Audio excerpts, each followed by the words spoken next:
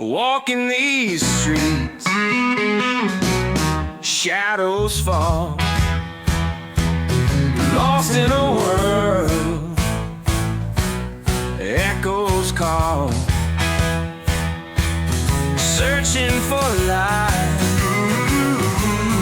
voices true,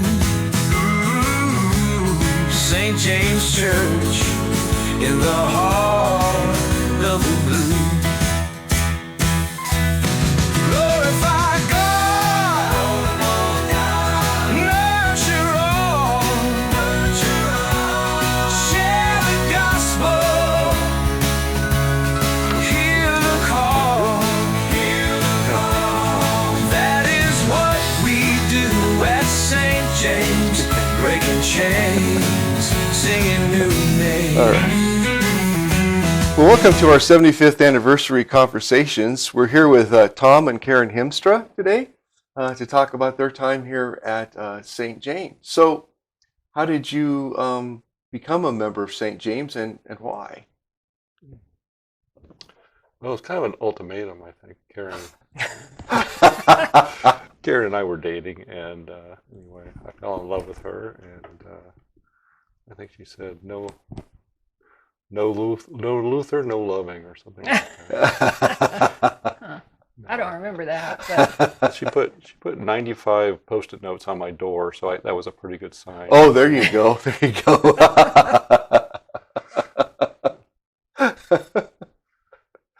No, I had lost my wife and through cancer, and anyway, I was just so very lonely and just still a little bit grieving, and I just found the most beautiful, wonderful lady, and she was it was such a joy coming to this church and being welcome with open arms. And, I felt immediately at home here. Oh, good. Yeah. What are you, Karen? mine's a little longer story. We were both Baptist in our previous lives. Oh, okay. And when I was young, it was a real structured service at the Baptist church. I mean, we did the doxology. Oh, okay. And always said the Lord's Prayer, but it just kept getting more and more informal. And at the same time, I read a book called Becoming Orthodox.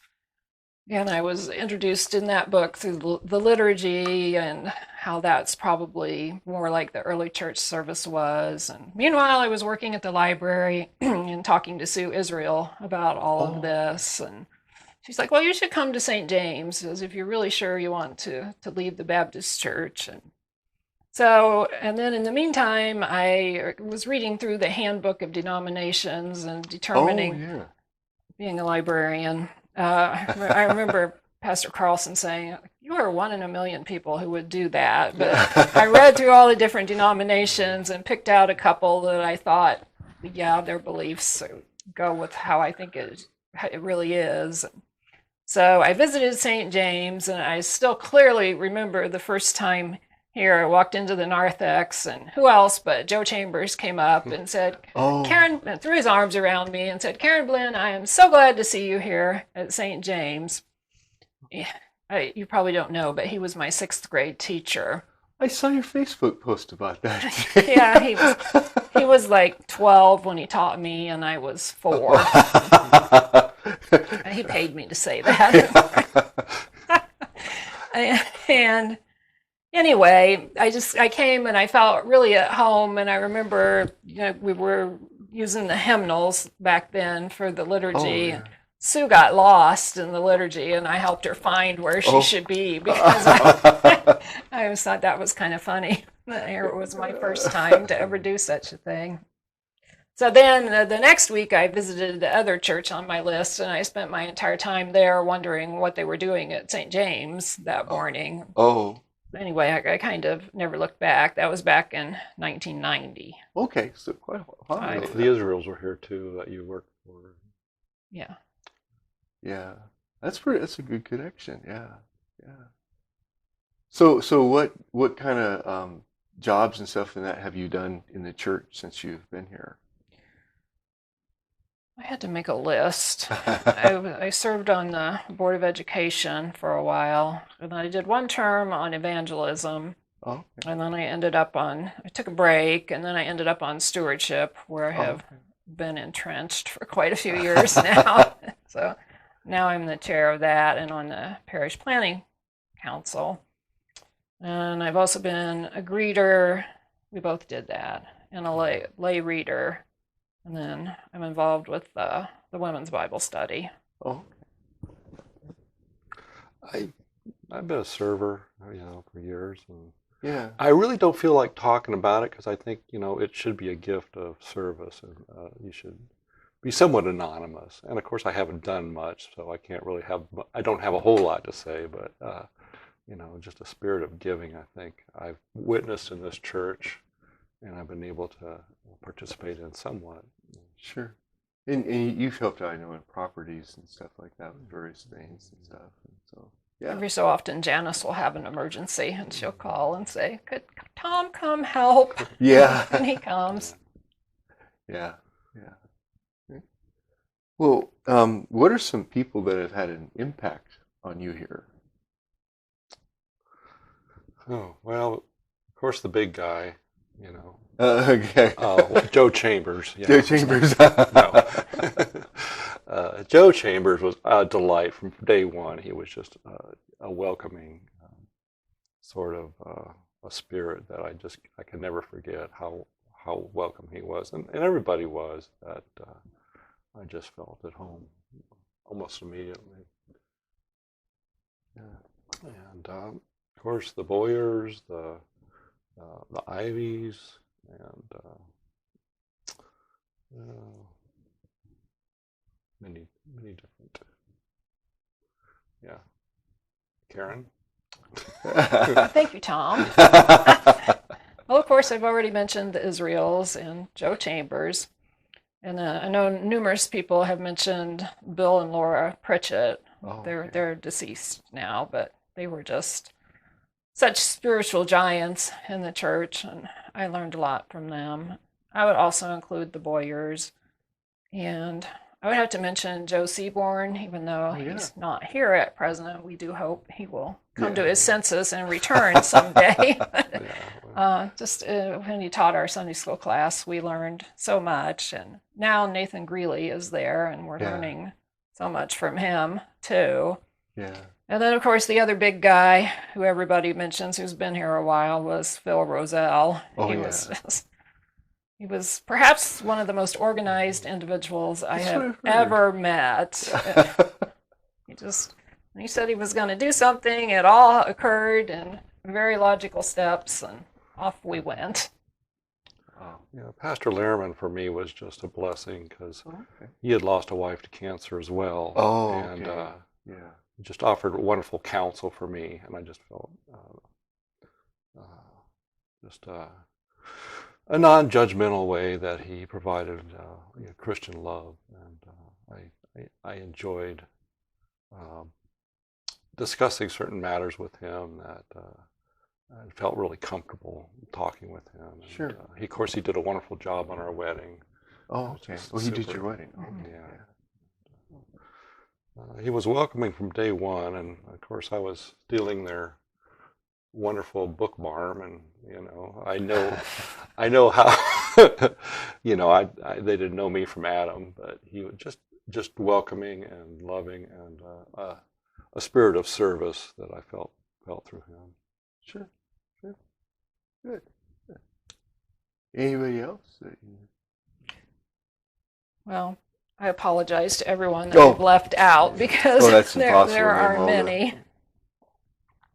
So, any big events or stories that stand out in your mind through the years? Our wedding is the only thing. It was just about the most wonderful, hilarious, funny, just touching ceremony. Best wedding I've ever been to. It was an interesting wedding because I didn't send out any invitations except to people that I knew were not on the internet. And I just invited people and said, we're getting married on October 16th. I don't know. October 1st, 2016. And said, no gifts or anything, and come, and we just had a cupcake and punch reception. Oh, that's cool. So I had no idea how many people would come. Well, we had a full church. I mean, it was Oh, the wow. fullest Wow. I've seen the church. Wow. It That's was- great. Yeah, and for like a year afterward, people would come up all the time and say, "That your wedding was the nicest one we've been to in years." I didn't put hardly any preparation into it. Thank God Elda was here. Yeah. It would have been a disaster without Elda. And her trained dogs, Leo, the poodle, had actually brought the rings down Here the he aisle. is going. I had my Uh, poodle and yeah, my so- papillon. He's carrying the basket with the Oh. rings in it. Oh, okay. Let's see if I can get that in there. Yeah, that's pretty cool. The Boyers took the photos. We were Oh, supposed to okay. be their last wedding ever, but then they wigged out on us. Oh, yeah. And here was my father for the day escorting me Oh, down the wow. aisle. Oh, yeah. I think I've seen that picture before. Of you and Joe. Yeah. It's a really nice picture. It was And what year was that? 2016. Oh, okay, 2016. Yeah, Pastor Lehrman had weaved this 3 cords or 3 ropes that were all during the sermon. He was working on this, and I go, "What in the world is he doing?" Beautiful, lovely service, and it would turn out to be 3 cords that he weaved into a design, and Oh, he was doing braided. that while he was doing Yeah, Oh, but wow. anyway, he was interspersing the relationship that Karen and I have through love, and then Christ is the third person into it, and Oh, it's just wow. an amazing dynamic. I just thought, oh my goodness, that is just That is, just yeah. perfect. And I don't think Lyle Lovett and Julia Roberts were married here. Right. I can't imagine them having a more enjoyable wedding, or for me it was star-studded. It was just Oh, sure. delightful. That does sound wonderful.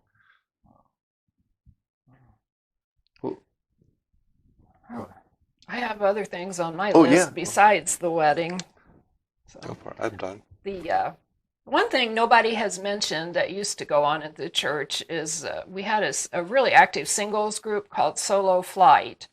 yeah, I When- hadn't heard about that. No, it was started, I think, around shortly after I came. I know we were okay. going by the end of 1990 or so. And I think I'm the only person around who was in it. Lori Gates, the artist who painted the mural, she was one of them. And there was a man named Terry Wright and Oh, okay. some other people. And we would have a Bible study, and we had a singles Sunday school class, and we would just go out every Friday evening and eat with each other. Oh, okay. And then we would go on trips every so often. Like I know we went to Brown County on Saturday, and we borrowed Phil's van to take this trip. And Terry Wright drove, and he's just driving around Indianapolis to get to the highway that will take us to Brown County. And I'm trying not to backseat drive. I'm a notorious backseat driver with Tom. And I happened to notice that he's gone past the road that I thought he would take. And I thought, well, maybe he's got a different route in mind. So I just kept my mouth shut. But we went around on the east side. And finally, I saw that we were now approaching Interstate 70 on the west side. Oh, So I'm like, Terry, I think you've missed your turn off. And he's like, oh, I have? I said, well, I'm just so busy talking. I'm not paying any attention to where we're going. So we had to get off and get around, turn around, and go back. That's not short either. No. Oh my gosh. And I will say that one of the funniest things I ever attended here was our church picnics. We had a big tent out in the parking lot.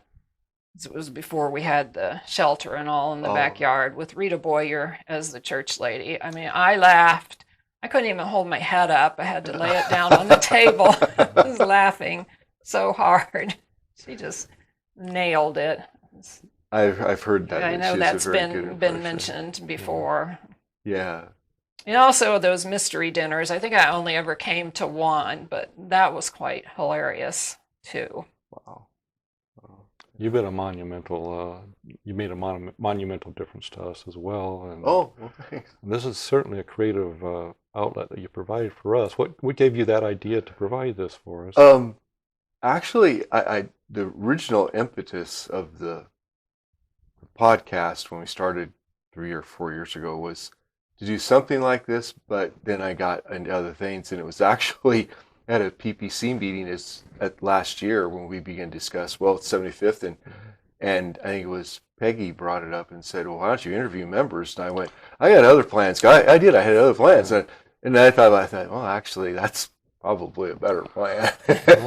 And so I started kind of putting it together and asking questions, and I took Mike Klein out for lunch and said, okay, teach me how to interview people, because he goes, well, just talk to them. I went, okay, but he gave me pointers and said, here's what to do and here's what not to do, and that's been helpful, and so yeah. Well, as a preacher's kid, people don't realize what a difficult job it is to be a pastor, and for you to allow this and your other ideas, your Road to Christ videos, and what a wonderful service that is. Thank you. Well, thank you. So I much. appreciate it. I have to say, I mean, I guess they're work, but I enjoy doing them, so I have fun. It's always fun. What a great legacy. Thanks.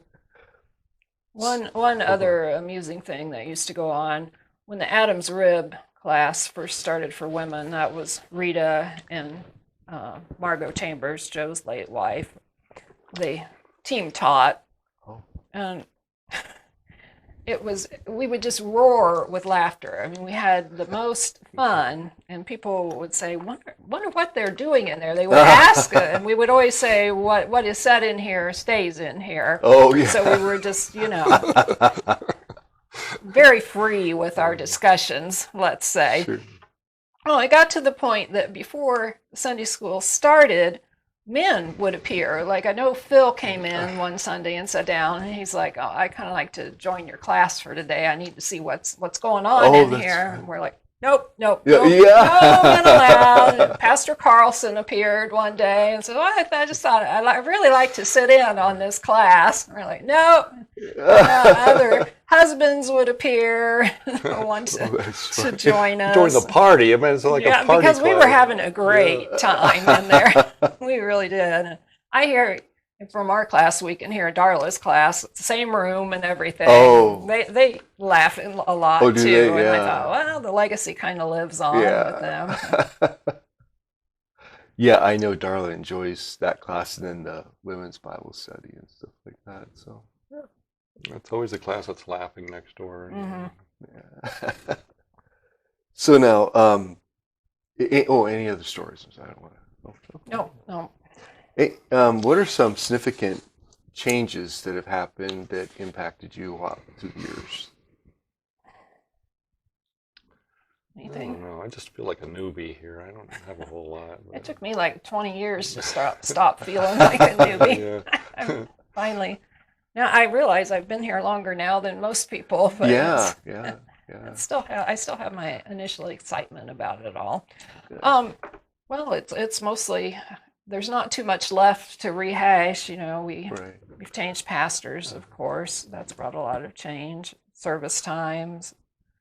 Built a new addition. I still remember when we had the open house for that. I brought my mom. My dad had died a couple months earlier, so she came.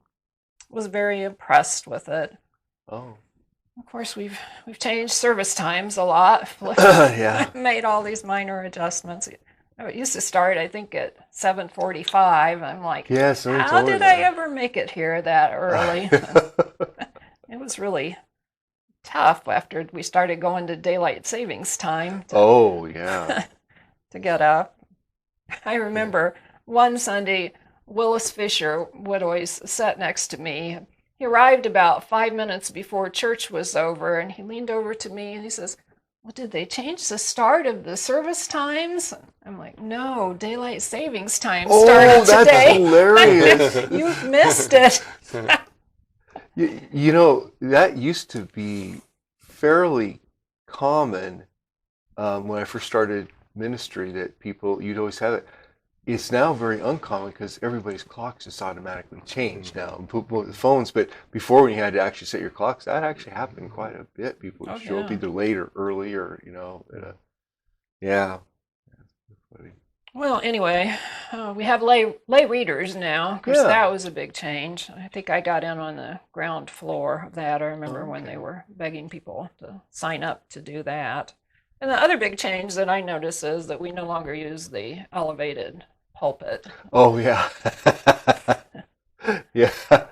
Yeah, yeah, I have an aversion to pulpits, so I just I sure prefer it the way you're doing it. It's oh, much more personal. well, my aversion comes from my home church growing up. You had to walk up steps to get into the pulpit. It wasn't high, but it was a little bit, and there was a light right above the pulpit for the pastor. And so it would come time for the sermon, the pastor would walk up into the pulpit, and they would dim the lights in the church and turn the light on above him, which would cause us all to go lean back. And he was a really nice guy. I loved him to death, but he wasn't exactly Mr. Excitement. And so then all of a sudden we figured out his formula of when he was going to end, you could tell, and then we'd sit back up, and then there was always the Apostles' Creed afterward. And I always used to joke the Apostles' Creed was put in the worship service just to wake us back up. And so I said, no, they're not going to sleep on me. I'm not using the pulpit. So that's why, yeah. Yeah. All right. Well, how has St. James impacted your faith life? Well, I think I've grown tremendously in my walk of faith since I came here. I learned a lot about law and gospel that I had never heard Oh, okay. previously. And also just how the whole of the Old Testament points to Jesus. I mean, I knew there were some prophecies in the Old Testament, Right. but it's much more than that. Yeah. So that's been good. And just being around so many people who have such a strong faith walk. I mean, I know everybody here doesn't, but especially I've always gone to Sunday education time since Right. I've been here. And the people who are there, a lot of them just have an amazingly broad scope of biblical knowledge, which isn't something you see in very many churches, I don't think. Yeah, I would say of all the churches I've been associated with, this is the most biblically knowledgeable congregation when in Bible studies in that so it requires my teaching at a different level for the most part because Sure. people do know stuff and yeah, it is. And yeah, you're right. And there's also a very high participation of people in Bible study in relationship to how many people attend worship, which is good. It's a sign of a healthy congregation. But yeah, I think you're right on that. And the other thing is just how well that people get along with each other. I've told Tom at the Baptist church they would have a quarterly business meeting, which is equivalent to our congregational meetings. At almost every business meeting, they would get in a fight and somebody would walk out, sometimes, frequently, never to return. Oh, wow. I just got to the point where I couldn't even go anymore. So it was a while before I ever braved going to a meeting here because I'm like, I have PTSD with church yeah, business well, meetings. I'm yeah, sure. I can believe it. Yeah, but I've never seen anyone get mad and walk out here. It's always very cordial, and Yeah. which is wonderful. Yeah. I don't think they realize how fortunate they are, maybe, to have that. Yeah. Yeah. Yeah. I didn't write anything down, but I think that the harmony that's in this church is such a huge factor. My dad's churches, it just seemed like you hear about Your dad was a Baptist. He was a Baptist, yeah, Preacher, right? And anyway, we started a church in California, Mill Valley, just north of San Francisco, in the that's 70s. beautiful. That's beautiful. Yeah, during the the Haight-Ashbury days, and it was just really rough. Oh my God. But anyway, we started our church, and we finally were able to build a church, and we physically built that church. A lot of it was our family, and Wow. my dad never took a salary. He always worked, full time outside the church, but I don't know, Baptists especially, they're just, you talk about spiritual warfare, you think of it being outside the church, you know, the evil outside. But inside, the dissension, the disharmony, and just the I don't know what brings that on. I know it happens in all churches. Yeah. But the discord. Wow. They gave my dad the boot, you know, after he'd done all that, because once we had this beautiful church, they needed a beautiful preacher, you know. So I'm always a big supporter of pastors and the clergy, because it has got to be one of the most difficult jobs. People don't know the stress that, on families, and I actually was just jaded by the whole experience because I saw the politics that went on. You know, a lot of ways it is a political job because you're dealing with people and persons. It can be at times, And so I just felt jaded for a while, and this church really kind of brought me out of this. Oh, good. My late wife was Catholic, and I felt good Christians there, and a real, but I never felt at home there, and of course the catechism there was just totally bizarre after being Baptist, you know. Yeah, from Baptist to Roman Catholic, that would be quite a contrast, But anyway, I always liked the unity of this church. So what hopes or things would you like to see in the future at St. James? There's crickets chirping, I think. What's that? There's crickets chirping. Oh, crickets chirping. You have anything? Didn't write anything down for that one, huh? Okay, what's the question again? Oh. Well, what hopes do you say? What things would you like to see happen? I'd like to stay viable. I think probably everyone says that. They just, you know, how things are now. And that, in making it viable and making this church last and thrive, and that we always preach Christ crucified and salvation, and that we don't compromise our values, that we always stay true to the word of Christ. But like a lot of churches, in order to maintain their existence, they've kind of compromised. And it's interesting though, the lot that have compromised have actually seen their demise. They do. It's really actually hurt them, and I don't think they expected that. But it's like, a lot of churches have gotten into this social justice thing where it's their job to be, you know, it's almost like a Berkeley 60s sit-in, you know, where they're just railing about society and, you know, everyone's a victim and, you know. Right. It's not a thread you can hang on to, though, to save a church. No, it isn't. It's either that or the prosperity gospel, you know, that, you know. Yeah. Kind of a get-rich program, go to church. Yeah, generally the only people getting rich in prosperity gospel churches is the pastor. And maybe the board, but nobody in the pew is getting rich usually. I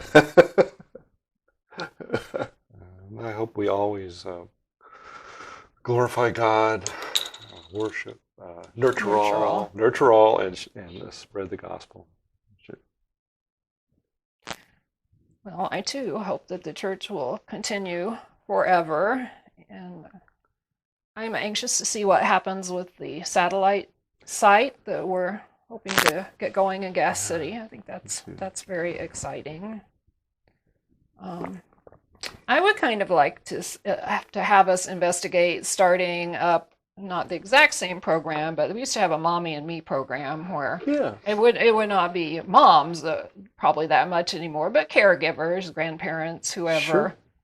I know they've started one over at the La Fountain Christian Church that seems to be, I see it on their Facebook page, that seems to be going great guns just for, you know. It's for caregivers and stuff like that? Well, they bring the little kids in, and then, of course, the caregivers, they have a program it's from like, I don't know, 2 through before they go to school. Oh, okay. Or even before preschool. Maybe it's 18 months or whatever. That was a very successful program that we had here.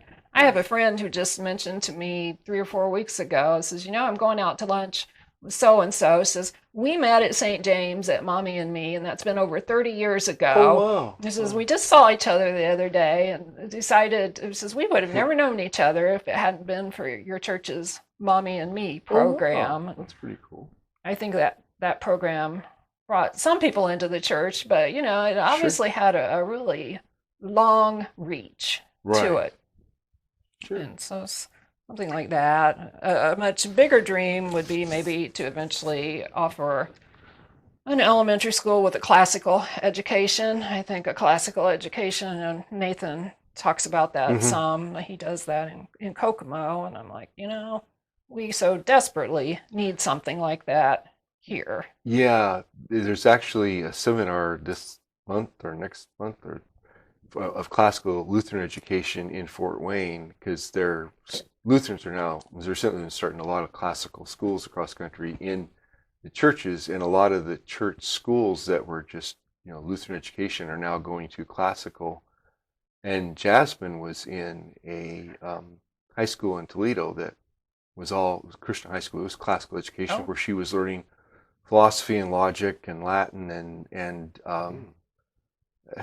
they taught her how to argue, which is not. Maybe that wasn't Thanks a so lot. good. Yeah. It wasn't so good because she's pretty good at making her points, And so, but yeah, I think there is a call for that, and there is definitely among people today a desire for it, because they established a pure Hillsdale College started establishing some of these. They established one in Toledo, and they established it in the first day. 200 kids, Oh, my 200 kids goodness. signed up for it. Yeah, I mean, they're just people are thriving for something that has to teach you not what to think, but how to think. I feel yeah. like public school, I missed that. I'm like, Yeah, I teach was you an what honor instead of how. student. I could recite facts and all, but until I got to college, I never really learned how to think. Yeah. I think So that's important. I think people have started kind of to see the light on that maybe those people way back when really did know something about Yeah, giving people an education. there is something to that. I mean, because you can always learn facts and figures and techniques, but learning how to think, you can do all of that. The other stuff you can learn on your own almost, So yeah, I think you got a point there. That's good. Yeah, yeah. Just have to dream big Sure. sometimes. Well, you do. Yeah. I guess the other thing I'd like to see us work on, you had us suggested we watch that webinar podcast on branding. I think we could, and I yeah. think the LCMS in general could work on their branding. I just think most people have no idea what Lutheranism is all about. I know I didn't until I got here. Right. Yeah. I think maybe we could make our website a little more user-friendly to non-Christians. Believe it or not, most people don't even know what a liturgy is. I mean, we go around and we talk they have about no the idea. liturgy and just like it's common everyday parlance, but Right. Yeah, I actually read an article this morning by a guy that's an extraordinarily high church Lutheran. He's a good guy, but he's extraordinarily high church. And he was talking about the use of websites and social media, and how if we need to use it, we need to capitalize on that. And I was kind of surprised, but I was like, well, that's a good place to be going. So I think there is this beginning to think within a lot of churches that, well, God gave us these tools, and a lot of them can be used for very bad things, but they can also be used for very good things. And yeah, I would like to see just your sermon, like right on the front page weekly of the website, where people could just click on it and see, what they would hear if they came to church here. Sure. Just that first series you did, What is a Lutheran? I like that. Oh yeah. Is that what it was called? Yeah, it was called What is a Lutheran? Yeah, I thought it was wonderful. I actually graduated from Concordia University, and I was still. Which one? They used to have a satellite in Fort Wayne. It was Concordia, Wisconsin. Yeah. It was a satellite from Mech 1, but it was actually at the seminary. Right, and, right. I was there when that. I was a pastor in Fort Wayne when they had that. I remember that. Yeah. But anyway, I did not know enough about it, and the only pastor that came into our class was, kind of a high churchy kind of a, flowery kind of a. I really didn't get, exactly what. the whole tenets were of the church. So, Sure. you did a nice job on that first series. Oh, thanks. That was fun. That was fun to do. That all came out of my previous church during COVID. And I needed to be giving stuff to my members because they couldn't leave their houses, or at least they couldn't come to church. And I figured, well, they're indoors, and which means they're probably depressed. So I figured I'd add some humor into it to make their day a little bit better. And that kind of just took off. So yeah. Yeah, thank you for that. I'm sure they'll be looking. That'll be archived. People will be looking to that for years to come. Yeah. Especially your get-ups and your. Yeah. Yeah. Oh man. Well, there was, of course, the day John the Baptist appeared at church, at the church service. People are still talking about that. Yeah, people brought that up to me, and I don't think he'll be coming back for a while. But I keep wondering every Sunday, I wonder if somebody else is going to appear. I always think, well, I wish Pastor would come out of his shell, you know? Oh man, it's funny. Well, anything else? Are we done? I mean, I was going to ask you. Oh, no, go ahead. Where do you see yourself in 10 years? I mean, where do you see? Well, in 10 years, I'll be 70, headed toward 71, so retired. Or, well, I can't really say that, because I've always said, well, I'll work until I can't. And so I'm assuming at 7, my wife may make me retire at 70, I don't know. But I don't know. I mean, I still hope to be working and be doing stuff. I really don't. I'm not going to retire and go fishing, put it that way, you know. I don't see that. I can see you, you know, either working at the seminary or doing something. Yeah. I don't know. But, I see myself here because even if I retire, I don't think we're going to move. well, you're such a blessing here. I hope yeah. we give you the support you need. Oh, you do. You do. This congregation is very supportive. I never have any complaints. My wife and I love it here, and so does Charlie. You know, sometimes he won't admit it, but he loves it here. He loves the congregation. So, He seems very involved. yeah, he really likes the altar. So it's his deal. I'll bet he'll be excited when the new paraments come. He is. He helped design them. I Yeah. know. Yeah. He asks about that all the time, and we're waiting for the first set to come. The purple to come should be coming any day. So, but we'll see. They're being handmade. So Oh, wow. Whoa. yeah. We put some money into it. I think about $6,000 into, but we get all the colors. We got the whole thing. So, but yeah, it'll be good. Before I go, I wanted to thank the Jarvises for all they do. It's just incredible, Tom, and I'm always in awe of all that he can accomplish. Yeah, they do a lot of work around here. Matter of fact, when he's in town, he's almost here every day. He vacations here sometimes. Yeah, and Janice is pretty much here every day. So, well, thanks for coming in. Thank Appreciate you. having Thanks you. for having us. And join us next time for our 75th anniversary conversations. And peace out. Go ahead and turn your mic off. Walking these streets, shadows fall, lost in a world, echoes call, searching for life, voices true, St. James Church in the heart of the blue. Glorify God, nurture all, share the gospel, hear the call. That is what we do at St. James, breaking chains, singing new names. Pushing through the night, feeling small, seeking the end.